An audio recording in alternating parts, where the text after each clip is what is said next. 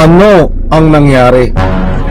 Bakit impeachment laban ho kay Sara Sayad Lustay Duterte biglang binawi? Hindi na tuloy ang impeachment. Alright, welcome back to my YouTube channel. I'm Andy's Vlog.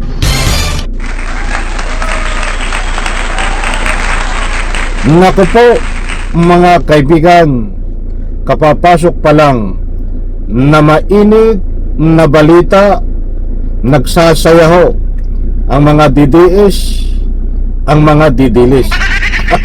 Bakit kamo? Kumpirmado yung pong nag-file ng impeachment laban kay Sara Sayad Lustay Duterte ay binawi ho. Ibig sabihin, hindi na tuloy ang impeachment. I-like muna natin ang video na ito kung nagustuhan nyo. Please subscribe my YouTube channel. Mga kaibigan, hindi po ito fake news. Unahan ko po kayo. Dahil ano ang nangyari? Marami po ang nagtatanong kung bakit binawi ang impeachment, yung nag-file ho ng impeachment laban kay Sara Sayad Lustay Duterte. Kinansil ho, binawi. Aba, mga kaibigan, ano ang naging dahilan? Beno, mga mahal kong taga-subaybay, huwag nyo pong kaligtaan, panoorin, pakinggan ang vlog na ito, dahil ibabahagi ko po sa inyo ang matinding dahilan kung bakit kumpirmadong binawi na ang impeachment laban kay Sara Sayad Lustay Duterte at hindi na ituloy ang impeachment. Ibabahagi ko po sa inyo ang matinding dahilan. Bago ibahagi sa inyo ito, gusto ko munang kunin ang inyong panig. Pabor po ba kayo ng impeachment laban kay Sara Sayad Lustay Duterte ay bawiin para hindi na ituloy? Kaibigan, malaking bagay po ang inyong public opinion. Huwag niyo pong kaligtaan magbigay ng public opinion. Karapatan niyo po yan diyan sa comment section.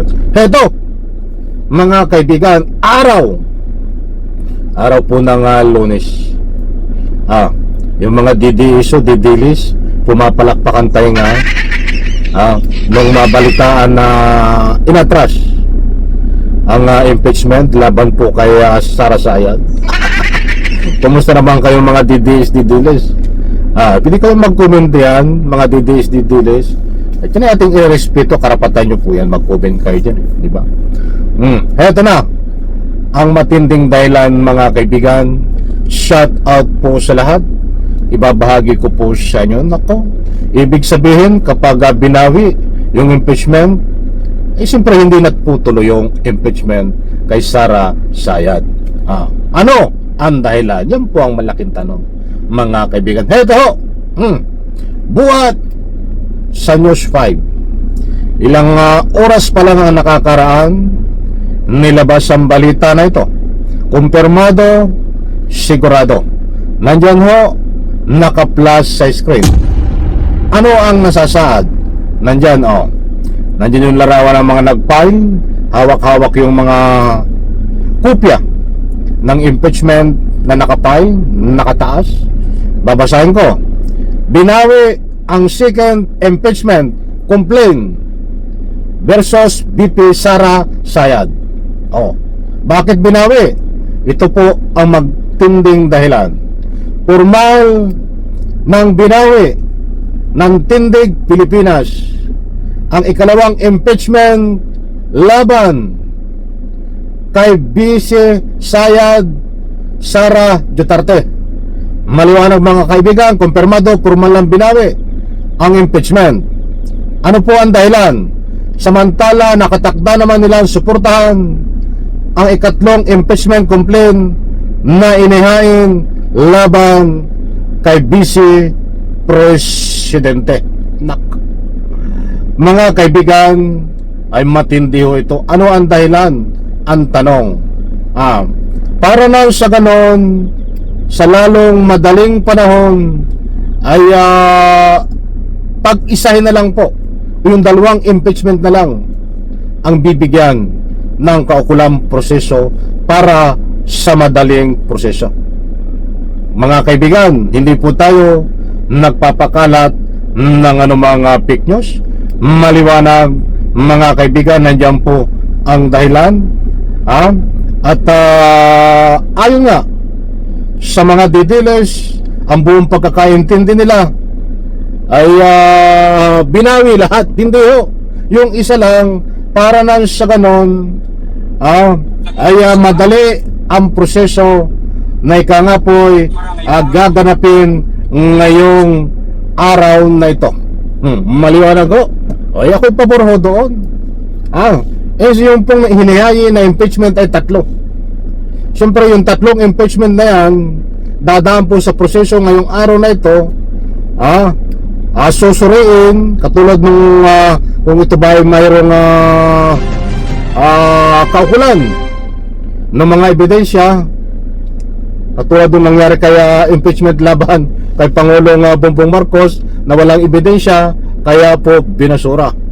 Ay ang laman ho ng impeachment halos ay iisa, mga kaibigan. Kaya yung 3 impeachment, 2 na lang po, mga mahal kong taga-subaybay, para sa lalong madaling panahon ay mabigyan ng aksyon, mapadali na may akyat po sa Senado.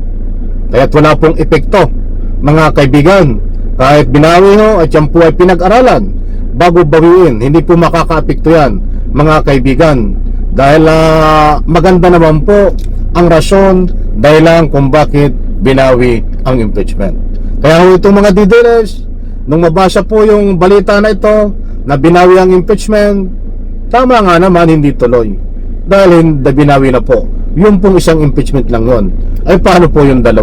Nung mabasa nila na tuloy pa rin, aba ay nag-iiyakan po yung mga didiles.